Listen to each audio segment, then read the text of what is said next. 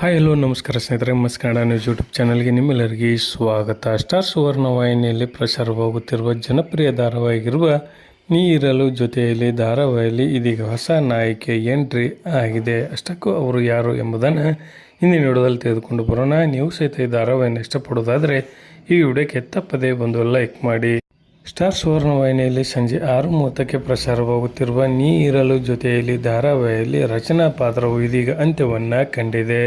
ರಚನಾ ಪಾತ್ರವನ್ನು ನಿರ್ವಹಿಸಿಕೊಂಡು ಹೋಗುತ್ತಿದ್ದ ಸೊಲೋಮೆ ಡಿಸೋಜಾ ಅವರು ಧಾರಾವಾಹಿಯಿಂದ ಹೊರ ನಡೆದಿದ್ದಾರೆ. ಹೀಗಾಗಿ ಈ ಧಾರಾವಾಹಿಯಲ್ಲಿ ಇದೀಗ ಹೊಸ ನಾಯಕಿ ಎಂಟ್ರಿ ಆಗಿದೆ ಎಂದೇ ಹೇಳಬಹುದು.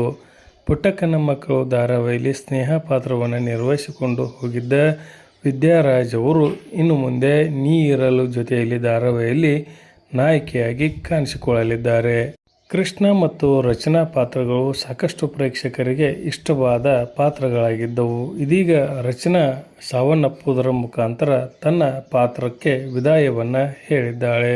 ಕಳೆದ ವರ್ಷ ಆಗಸ್ಟ್ನಲ್ಲಿ ಆರಂಭವಾಗಿದ್ದ ನೀ ಇರಲು ಜೊತೆಯಲ್ಲಿ ಧಾರಾವಾಹಿಯು ಒಳ್ಳೆಯ TRPಯನ್ನು ಸಹಿತ ಪಡೆದುಕೊಂಡಿತ್ತು. ಈ ಧಾರಾವಾಹಿಯಲ್ಲಿ ಕಾವ್ಯಾಂಜಲಿ ಧಾರಾವಾಹಿ ಖ್ಯಾತಿಯ ಪವನ್ ರವೀಂದ್ರ ಅವರು ನಾಯಕರಾಗಿ ಕಾಣಿಸಿಕೊಂಡಿದ್ದರು. ಇದೀಗ ವಿದ್ಯಾರಾಜ್ ಅವರು ಇಲ್ಲಿ ನಾಯಕಿಯಾಗಿ ಎಂಟ್ರಿಯನ್ನು ಕೊಟ್ಟಿದ್ದಾರೆಂದೇ ಹೇಳಬಹುದು. ಇದರ ಬಗ್ಗೆ ನಿಮ್ಮ ಅನಿಸಿಕೆಯನ್ನು ತಪ್ಪದೇ ಕಮೆಂಟ್ ಬಾಕ್ಸಲ್ಲಿ ತಿಳಿಸಿ. ಧನ್ಯವಾದಗಳು. ನಮಸ್ಕಾರ.